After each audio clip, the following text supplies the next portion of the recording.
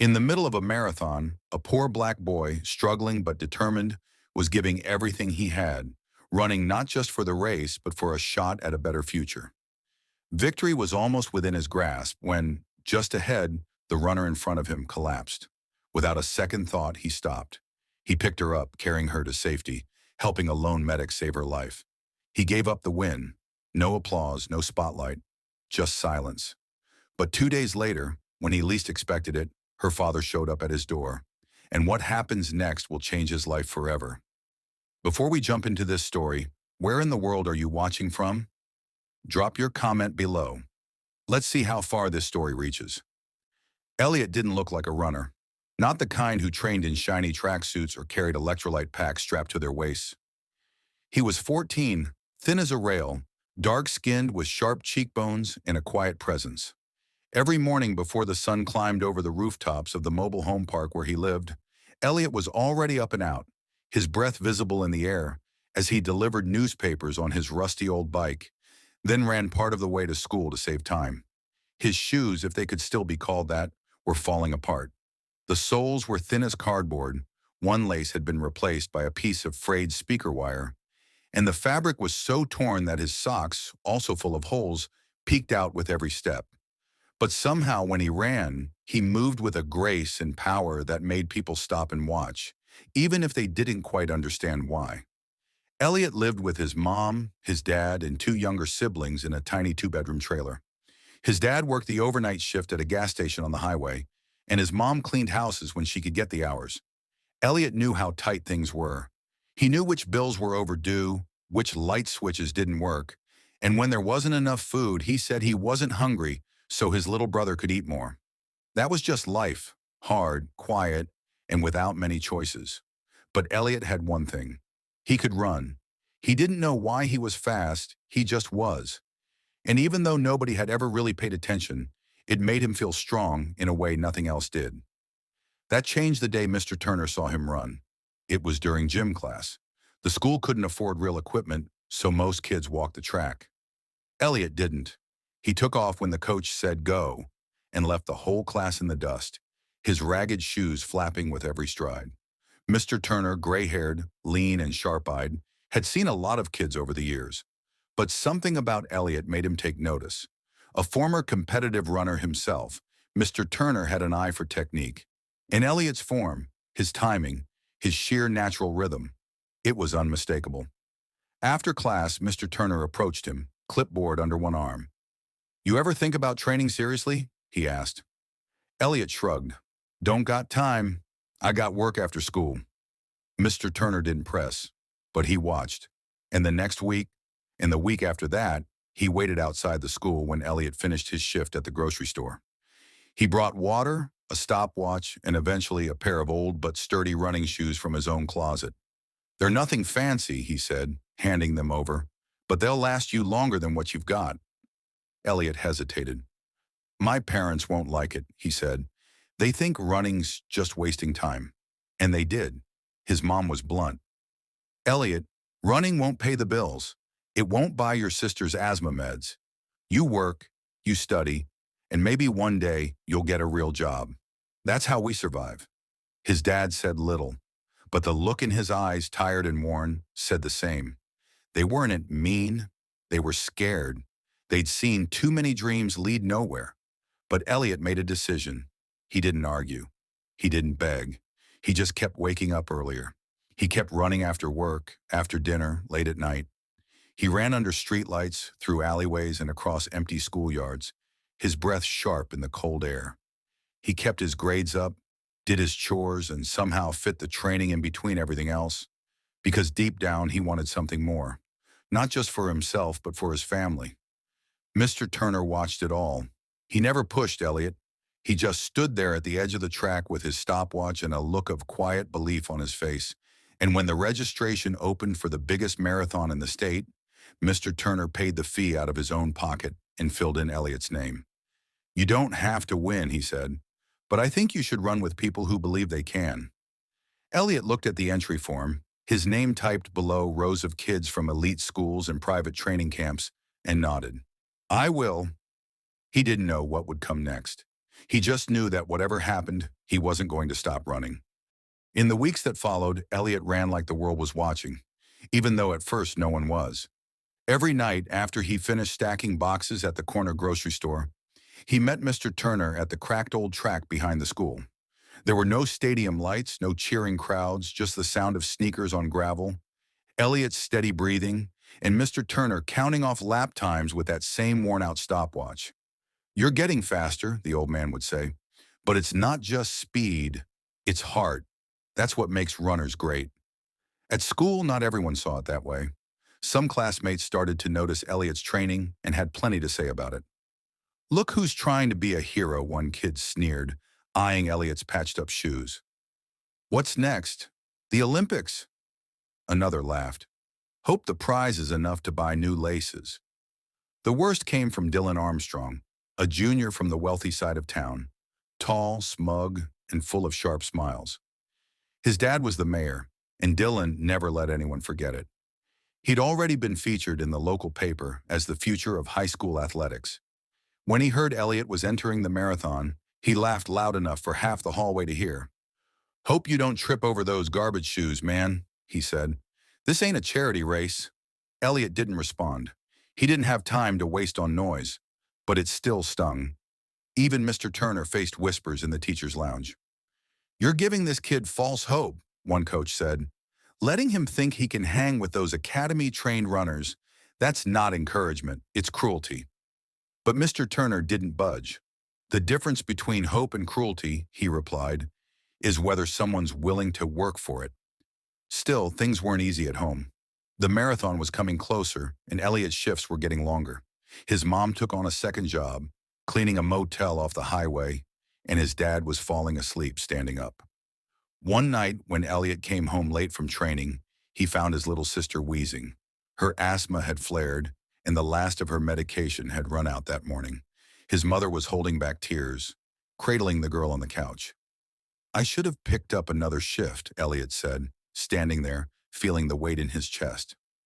"No," his mom replied, her voice hoarse. "You're doing everything you can. It's just, we're tired, baby. We're all tired." The next day, Elliot showed up to train, quieter than usual. Mr. Turner handed him a water bottle but didn't speak at first. After a while, he said, "Sometimes the hardest thing ain't running. It's choosing to keep running when you've got every reason to stop." Elliot nodded, jaw tight. "I'm still in it." A week before the race, a small miracle happened. A local diner owner, who had heard about Elliot's story, slipped an envelope into his hand after work. Inside was $50 and a note, "For the boy who runs with more heart than any of us can handle." Others followed, modest donations left in tip jars, an anonymous pair of high-performance socks in his locker, and a second-hand watch donated by a retired mailman. The town, once skeptical, was beginning to watch. Still, nothing could fully prepare Elliot for what was coming. The final training session ended with Mr. Turner sitting him down on the bench by the track. He looked serious, more than usual. "You're not just running against them, Elliot. You're running against everything that ever told you you can't. That voice in your head, the weight on your back, the bills on your kitchen table. You don't need to beat Charlotte Sinclair or Dylan Armstrong. You just need to finish knowing you gave every ounce of yourself." Elliot looked out over the empty field, where the wind bent the tall grass just slightly. He nodded. "I'm ready." The date was set. His name was printed on the roster. He was no longer just the boy in old shoes. He was runner 212 in the biggest marathon in the state, and no matter who lined up beside him, he wasn't planning to stop. The day of the marathon dawned cold and gray, with a sharp wind sweeping through the Birmingham streets like a quiet dare. Elliot stood among a sea of athletes in bright running gear, each stretching, bouncing, checking devices. He didn't have any of that. His hoodie was thrifted, his running bib number 212 hung slightly crooked on his shirt, and his shoes, though worn, had been cleaned the night before with a toothbrush and care. They weren't flashy. They were Mr. Turner's old pair from a lifetime ago, and to Elliot they were sacred. Mr. Turner leaned in before the start. "Remember what we said. You don't need the world to notice. You just need to know you gave it everything." Elliot nodded once, heart steady. In the distance, he spotted Charlotte Sinclair's sleek ponytail, branded jacket, flanked by a small crew. Near her, Dylan Armstrong, always smirking, snapped a selfie with his bib held up like a trophy before the race even started. Elliot didn't look at them again. He knew what he came here for. When the starting horn blew, the runners surged forward like a tide. Elliot kept his pace controlled, just like he'd practiced. For miles, he let others rush ahead, burning their fuel too early. He watched, listened to his breath, monitored the feel of his legs. At mile 10, he began to pick off runners one by one. By mile 16, he passed Dylan, who was already red-faced and clearly overexerted. By mile 22, Elliot was in second place. Only one person stood between him and an impossible dream. Charlotte. She ran like a metronome, her cadence perfect. But Elliot noticed something shifting. Her shoulders were tighter, her stride shortened. By mile 23, her left arm was dangling awkwardly. By 24, just as the course turned into a winding parkway, lined with tall trees, she staggered sideways and reached out for the wooden railing lining the trail. And then she collapsed. Elliot's breath caught.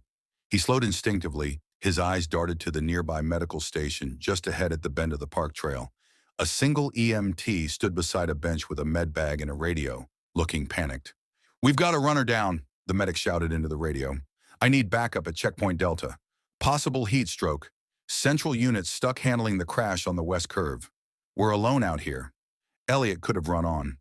The finish line was less than 2 miles away. He was seconds from overtaking Charlotte. Victory, something his family had never known, was within reach. But he didn't move forward. He turned back. Charlotte was sprawled on her side, unmoving, shallow breaths escaping from pale lips. Her skin looked dry, hot. She was disoriented, eyes glassy as she mumbled incoherently.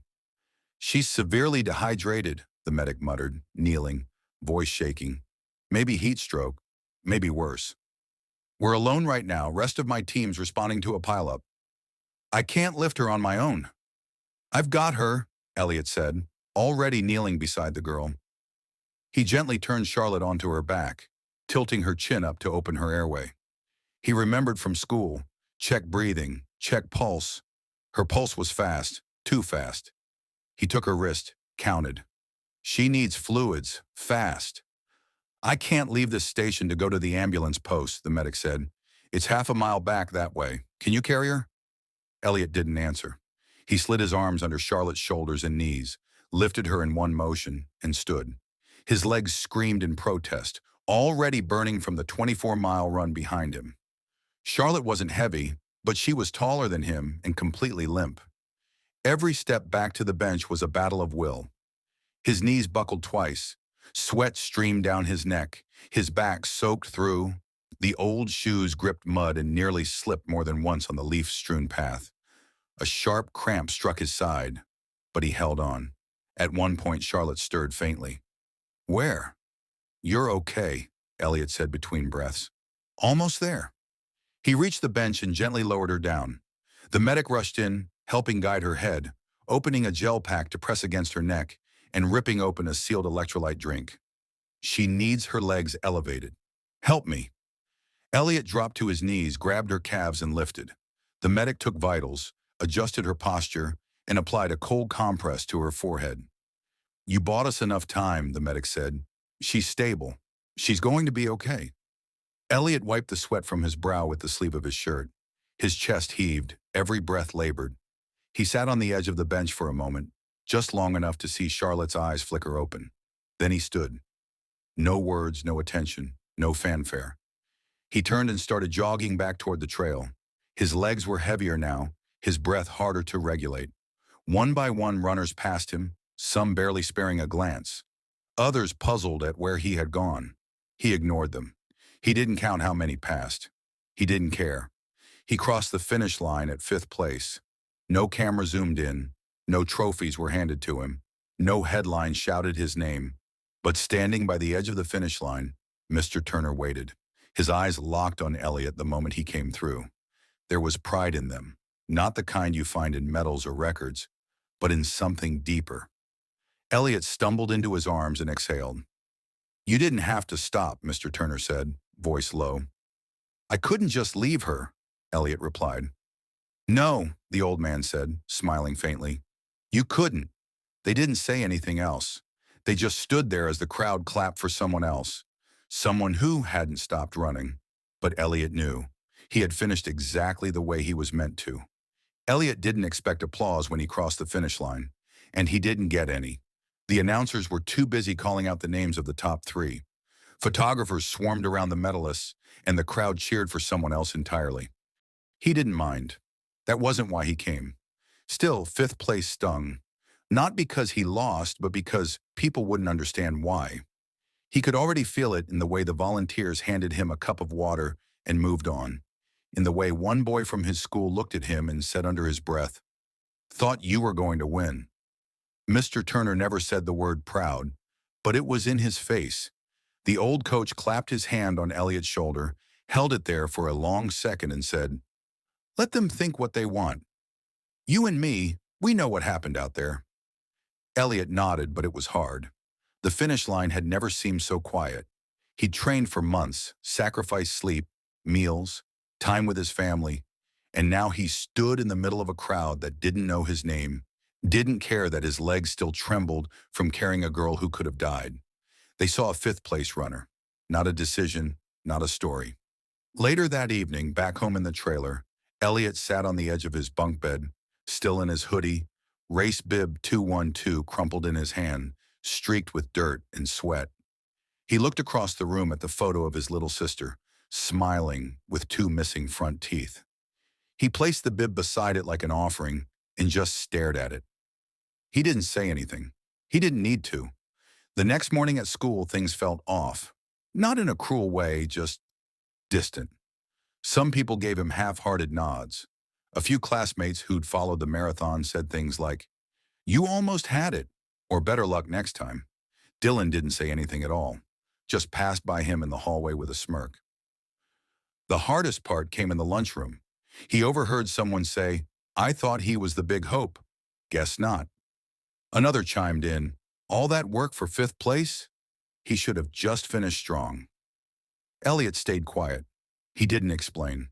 He thought about telling them, about Charlotte, the collapse, the heat stroke, the medic all alone. But the moment never came. He figured if they needed a trophy to understand why he stopped, then maybe they weren't ready to know. Even Mr. Turner, after hearing some of the whispers, had asked gently, "You want me to talk to the principal? Maybe get a statement out?" Elliot had shaken his head. Number, let it sit. Truth still true, even if nobody claps for it.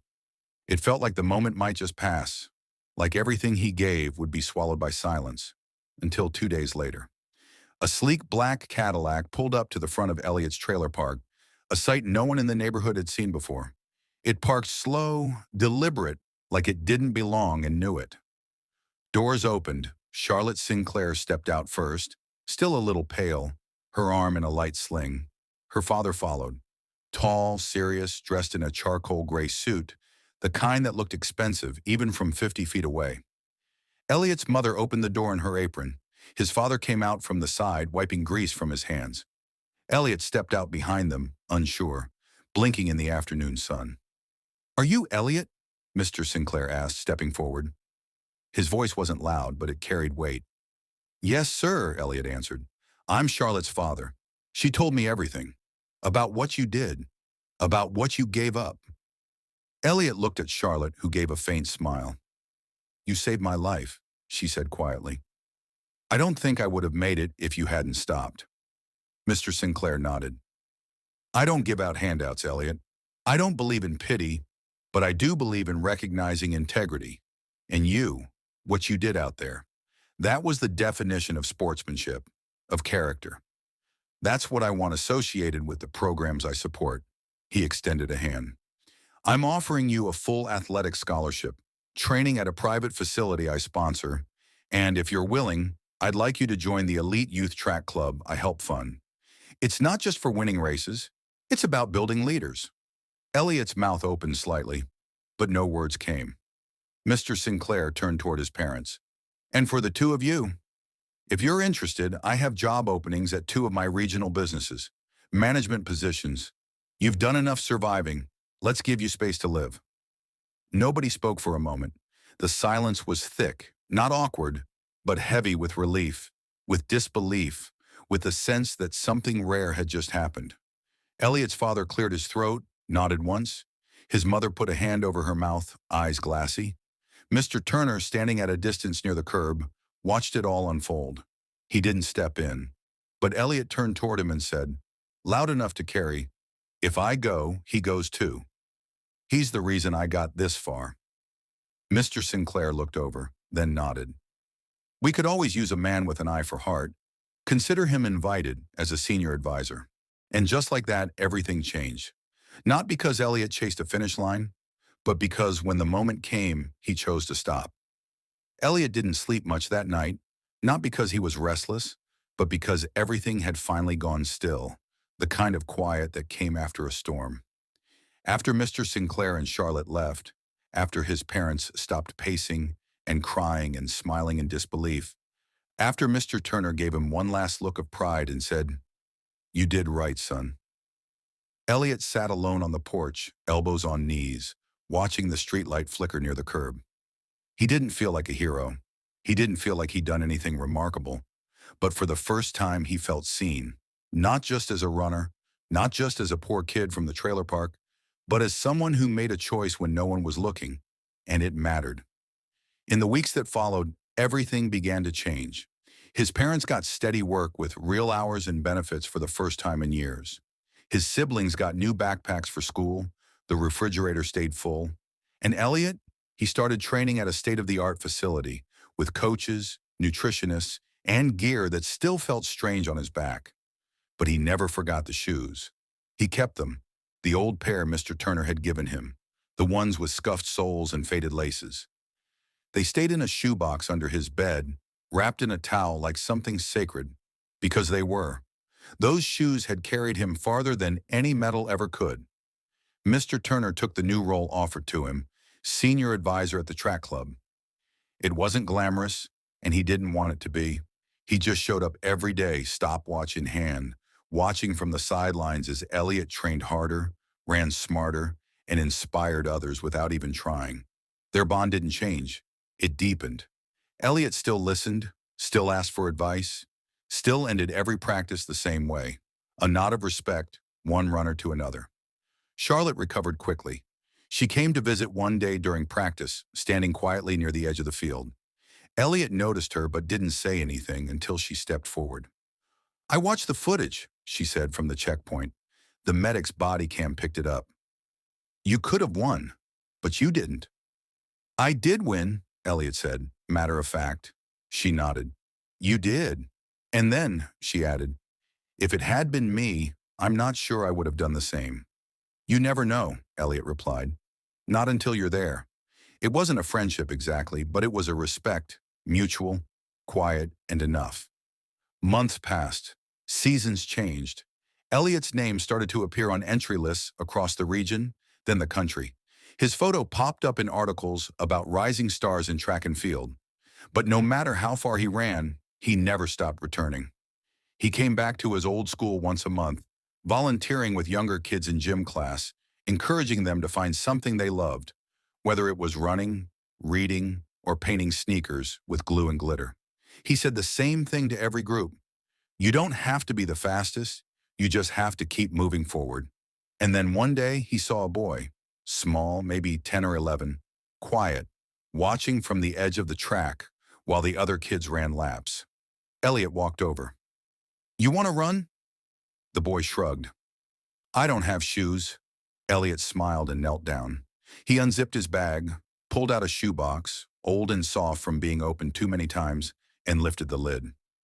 Inside were Mr. Turner's shoes, the same ones he'd worn during the race, the same ones he had carried Charlotte in. "They're not new," Elliot said, holding them out, "but they'll take you somewhere." The boy's eyes widened. He took the shoes like they were made of gold. Elliot stood back, watched him run across the track, awkward at first, but getting faster with every step. Mr. Turner, watching from the bench nearby, leaned back and smiled. "Full circle," he murmured. Elliot nodded. "Nah," he said softly, eyes never leaving the track. "It's just the next lap." And just like that, the shoes kept running.